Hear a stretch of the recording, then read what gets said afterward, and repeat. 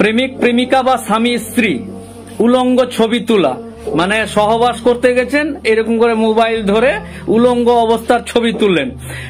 দীঘা বেড়াতে গেছেন, আমরা তো বিয়ে শাদী হয়ে গেছে, কোনো ব্যাপার না, স্বামী স্ত্রীর ভিডিও করছে বা ছবি তুলছে, বা স্ত্রী স্বামীর তুলছে, দিয়ে থাকলো।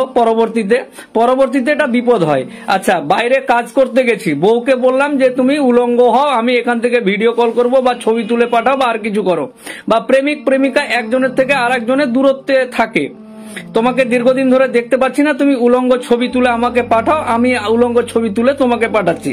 তো এইরকম প্রেমিক প্রেমিকা বা স্বামী স্ত্রী, কম বয়সের স্বামী স্ত্রী প্রেম করে বিয়ে করেছে, এখন কি বলে, ঠিক আছে আমরা তো বিয়ে হয়ে গেছে, তুমি তো আমার বউ, আমি তোমার উলঙ্গ ছবি তুলছি, আমি যখন বাইরে কাজে যাব, তুমি যখন থাকবে না, তখন আমি এই ছবিগুলো দেখব এবং নিজেকে শান্ত করার চেষ্টা করব। এরকম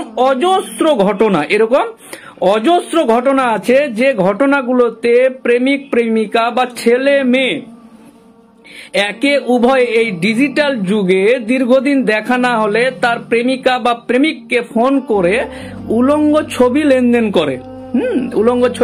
করে, বা প্রেম করছে, তোকে তো বিয়ে করবই, তো নে একটা ছবি তুলে নি, ওলা একটা ছবি তুলে নেই, মানে আমি চুমা খাচ্ছি ছবি তুলছি, চুম্মা ছবি তুলে নিলাম, বা আমি কোনো কিছু করছি সেটার একটা ছবি বা ভিডিও করে রেখে দিলাম। পরবর্তীতে যখন আমাদের এখনকার প্রেম বা ভালোবাসা চাইনা মোবাইলের মতো দীর্ঘদিন লাস্টিং করে না। এই চাইনা মোবাইলের মতন প্রেম বা ভালোবাসা যখন লাস্টিং করে না, ছুটে যায়, তখন আসল খেলাটা শুরু হয়। তখন ভালোবাসার মানুষের উলঙ্গ ছবি তুলেন, আর বোরখা পরিয়ে হোক বা গায়ে নামাবলি ঝুলিয়ে ছবি তুলুন, কোনো যায় আসে না। যখন প্রেম বা ভালোবাসার সম্পর্কটা ভালো থাকে তখন কোনো কিচ্ছু নাই। কিন্তু সমস্যাটা কোথায়, এবার গল্পটা শুরু করছি। আমি প্রেম করতাম, প্রেম করে ওই উলঙ্গ ছবি, পরবর্তীতে দেখা গেল যে বাড়ির তাগিদে হোক বা সমাজের তাগিদে অন্য জায়গায় বিয়ে হলো, তখন এই ছবি নিয়ে মাতব্বরি, হ্যালো তোর সাথে আমার ছবি আছে, বিয়ে দিবি না, আমি ফেসবুকে দিয়ে দেবো, সোশ্যাল মিডিয়ায় দিয়ে দেবো, তোকে উলঙ্গ করে দেবো, সমাজের চাপে। এরকম অজস্র ছেলে বা মেয়ে পশ্চিম বাংলার বুকে যারা বিভিন্ন রকম খারাপ কাজ, আত্মহত্যার মতন কাজও বেছে নিয়েছে, এরকম অজস্র উদাহরণ আছে। মানে আমি সমাজের চোখে খারাপ হয়ে যাব, আরে প্রেম করেছিলাম তার মানেই, প্রেম করে ভালোবেসে ছবি তুলেছিলাম তার মানেই এই নয় যে তুমি গোটা গ্রামকে দেখিয়ে বেড়াবে, গোটা এলাকাকে দেখিয়ে বেড়াবে। প্রত্যেকটা মানুষের একটা নিজস্ব সম্মান আছে, আত্মবোধ আছে। যদিও প্রেমিক প্রেমিকা বা স্বামী স্ত্রী, কম বয়সের স্বামী স্ত্রীরা এই আত্মমর্যাদা বোধ হারিয়ে গিয়ে দীঘা বেড়াতে গেছে, হোটেলে গিয়ে বিশাল ব্যাপার, এলাকাতে বা গ্রামে লুঙ্গি পরে ওখানে জিন্সের প্যান্ট পরছে, যে মহিলা বাড়িতে শাড়ি পরে ওখানে হাফ প্যান্ট পরে স্নান করতে গেছে। তো এরকম অজস্র ঘটনা আপনারা নিজেও দেখেছেন। বাড়িতে শ্বশুর শাশুড়ি জামাই দেওর ভাসুর আছে, এদের সামনে তো জিন্সের প্যান্ট পরা যায় না। দীঘাতে গিয়ে স্নান করতে গিয়ে বা পাহাড়ে ঘুরতে গিয়ে ওই কি বলে জিন্সের প্যান্ট আর হাফ প্যান্ট বা গেঞ্জি পরে ঘুরে বেড়াচ্ছে। তো এরকম অজস্র আছে, এগুলো ঠিক আছে, মেনে নেওয়া যায়। বাড়িতে আবার এসে শাড়ি পরে নিল, সমাজ এবং মানুষ বা আত্মীয় স্বজন সব ঠিকঠাক থাকলো। কিন্তু ওই দীঘাতে গিয়ে বা দার্জিলিং এ গিয়ে বা কোনো জায়গায় কাজ করতে গিয়ে বা হোটেলে গিয়ে আমি স্বামী হই বা স্ত্রী হই, পরবর্তীতে প্রত্যেকটা রিলেশন ক্ষণস্থায়ী যদি হয়, পরবর্তীতে যে স্ত্রী তার স্বামীকে ছেড়ে যাবে তখন তার ওই নগ্ন ভিডিও বা ছবি দেখে তাকে ব্ল্যাকমেল করে। এইরকম ক্ষেত্রে এরকম অজস্র উদাহরণ আছে। প্রথমে একজন ছেলেকে ভালোবাসলো, ভালো লাগলো, ভালোবাসলো, তারপর ওর সাথে উলঙ্গ অবস্থার ছবি ভিডিও এটা ওটা যেটা সেটা করে, এটা তো গেল এক। দ্বিতীয় হলো মানে প্রেম বা ভালোবাসা হলে উলঙ্গ ছবি লেনদেনের ব্যাপারটা চলে আসছে আর কি। তো এই উলঙ্গ ছবি লেনদেনের বিষয়টাতে সতর্ক হতে হবে দুজনকেই, যে নিচ্ছে সে তাকেও এবং যারা দিচ্ছে তাকেও। বোঝাতে পারলাম কি? বোঝাতে পারিনি, দাঁড়ান বোঝাচ্ছি।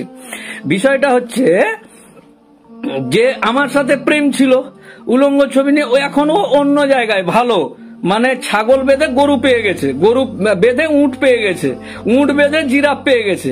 তো এরকম করতে গিয়ে এবার আমি গরু, উঁট পেয়ে গেছে, উঁট আমি, জিরাফ পেয়ে গেছে। তো আমি যখন উঁট, আমার কাছে ওই ছবি বা ভিডিওগুলো আছে, তাকে ব্ল্যাকমেল করছি।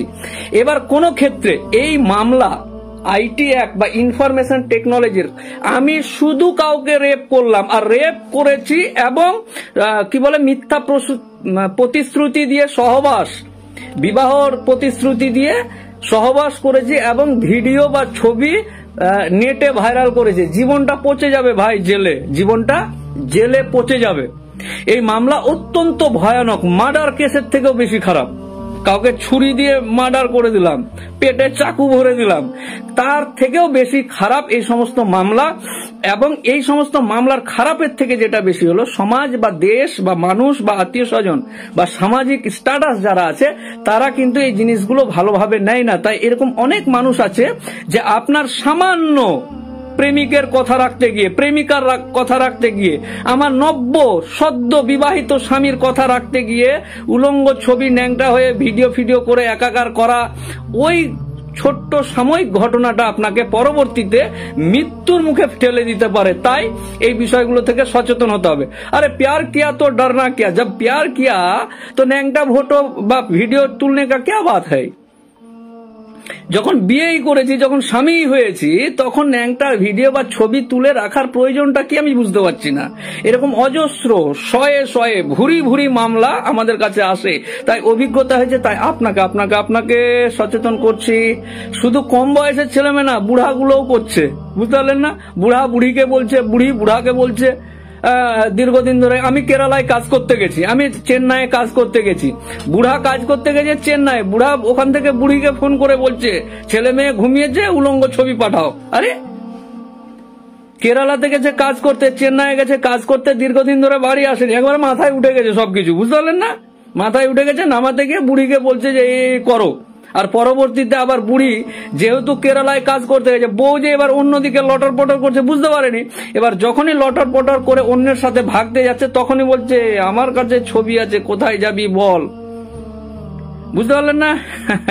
আমি হয়তো বোঝাতে পারলাম না ভালোভাবে, কিন্তু যেটা আমি বোঝাতে চাইছি যে এই পবিত্র সম্পর্কগুলো সামান্য আনন্দের কারণে নষ্ট করবেন না। পবিত্র সম্পর্কগুলো সামান্য কারণের জন্য নষ্ট করবেন না, এটাই হলো অনুরোধ।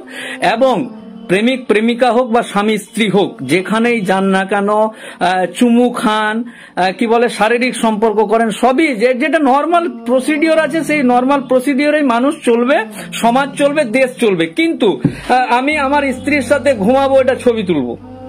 আমি আমার স্ত্রীর সাথে কোথাও বেড়াতে গেছি, ঘুরতে গেছি, ও দারুণ সুন্দর ঠান্ডা জায়গা, এখানে একটা ন্যাংটা হয়ে ভিডিও না করলে হবেই না। পরে ওই ন্যাংটা ভিডিওটা আপনাকে কত বড় ক্ষতিগ্রস্ত করতে হবে আপনার ধারণা নেই। তাই আপনাকে অনুরোধ করছি, এবং আমার যে সমস্ত ভাই, স্নেহের ভাই যারা বাইরে কাজ করে, যারা প্রেমিক প্রেমিকা, যারা স্বামী স্ত্রী, নব্য বিবাহিত, এগুলো অভিজ্ঞতা যদি আপনাকে শেয়ার করি, প্রত্যেকটা ঘটনা যদি আপনাকে শেয়ার করি, আপনি অবাক হয়ে যাবেন। তাই একজন বড় দাদা হিসাবে, সিনিয়র মানে কি বলে এটাকে, সচেতন নাগরিক হিসাবে আমার দায়িত্ব আপনাকে সচেতন করা। তাই আমি আপনাকে সচেতন করছি, এবং আমার সমস্ত ভাইকে, বাপি, হাফিজুর যারা আছে সকলকে, বিভু মন্ডল, খায়রুল মোল্লা, একবার করে শেয়ার করে দে।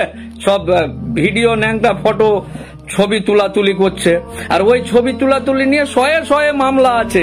498 এর মামলা, মেয়ে স্বামীর উপর মামলা করেছে, সাথে লেখা আছে আমার ভিডিও সমাজে মানে সোশ্যাল মিডিয়ায়, সামাজিক মাধ্যমে, বাংলাতে হচ্ছে সামাজিক মাধ্যমে কি বলছে এটাকে, ভাইরাল করে দিল।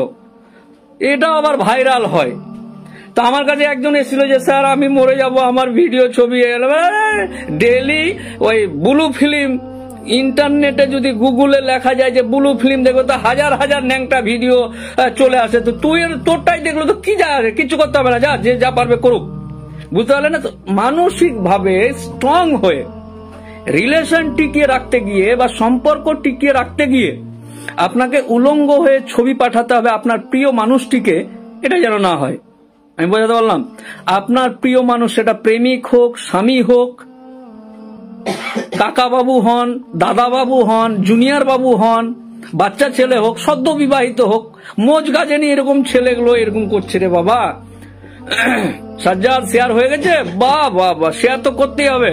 জানাল শেখ ভুবনেশ্বর থেকে দেখছে, উড়িষ্যার, शेयर तो बनता है भाई, नहीं तो नैंगटा वीडियो तुल के मामला कर देगा तो फिर कोटे कोटे घूरते बेड़ाएगा।